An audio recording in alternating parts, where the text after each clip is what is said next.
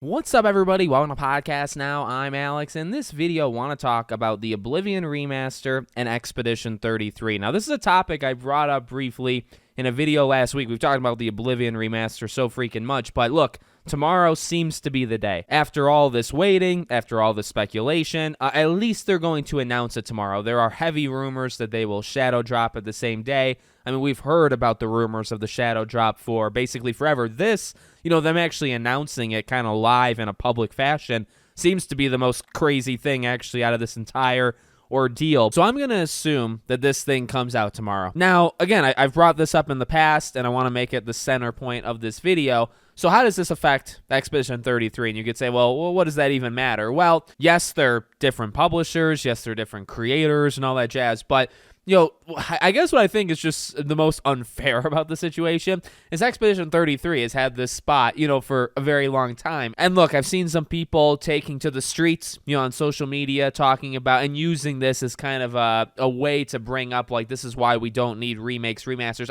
Honestly, I'll be genuine with you. I don't really want to go that way. I've said my piece with numerous games, remasters and remakes in the past, like, do we need 1,000 of them? No, not necessarily, but I'm very big in that preservation.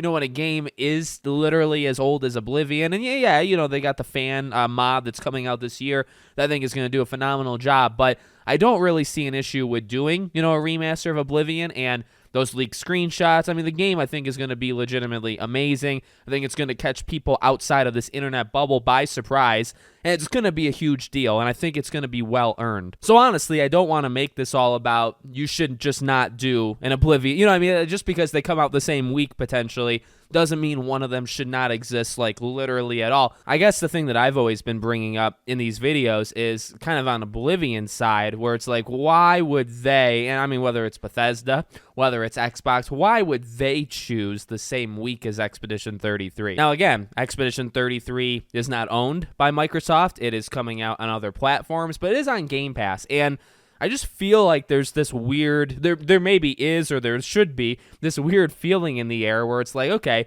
they make this deal, and, clearly I think it is a big deal when you make a, PS Plus day one type situation or a Game Pass day one situation.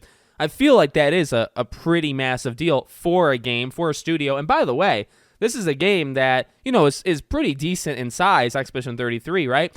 But it's like, it's made by like 30 people. Like, this is a double A type situation, and it's a game I think going to do far, far more than a double A thing, right? Like, they're really pushing it, but it's really a double A studio. So them doing Game Pass, I genuinely believe should be a big deal to them, and it's probably a big deal, just in general. So for their game to come out potentially 2 days after or 3 days after or whatever, Oblivion just feels weird. Now, I will say I generally believe that Oblivion hurts Expedition 33 and not the other way around. And it's a tough spot, and, I'm trying to be fair to both games. I mean, I love Oblivion, and I'm very excited for the remaster. I mean, myself personally, like, what I'm planning on doing is starting Oblivion, just playing it as far as I can, and then when Expedition 33 comes out, I'm going to drop Oblivion to do that, and then I'll go back. And honestly, for me, it's because new, like, fresh experience. Now, technically, the remaster, I think in the scope that they're doing it, it's going to be pretty fresh for Oblivion as well. But, I mean, it is a remaster of a base game, and I've played the base game, and I love the base game.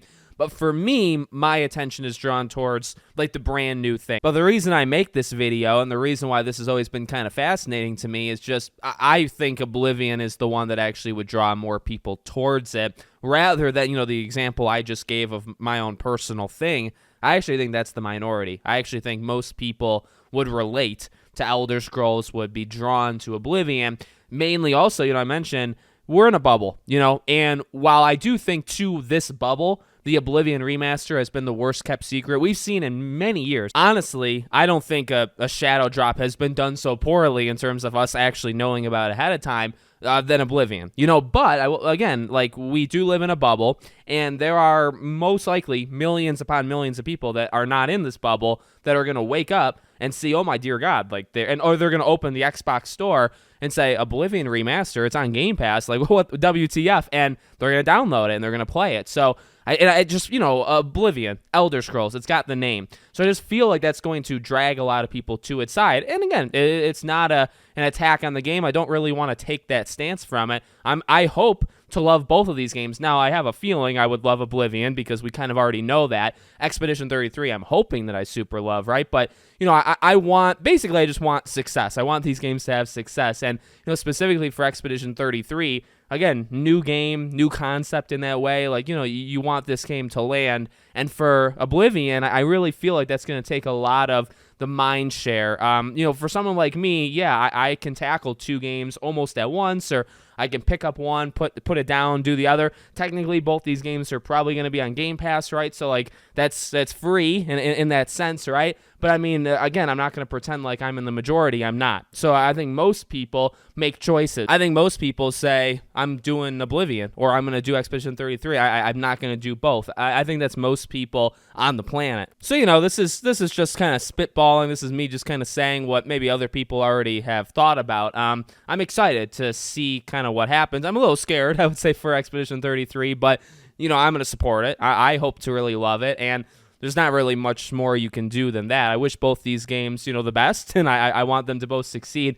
But I do wonder, when all things are said and done, I'm sure we'll get some sort of player numbers. Oh, Oblivion's been played by 5 million people in the first day, or, Expedition 33, So I'm hoping that we can still see the tweet where it's like, oh, Expedition 33 has reached 1 million people in a couple days. Again, a studio of 30 people, I don't think Expedition 33 needs to sell 5-10 million to break even. I think it probably needs to do 1 million or 2 in order to start making money. It doesn't need to do like gangbusters, and that's good. And I feel like it should be able to still do it. But Oblivion just, I don't know, like you can choose anytime you want to shadow drop this. That's kind of the point, that it's ready and you're just going to drop it whenever.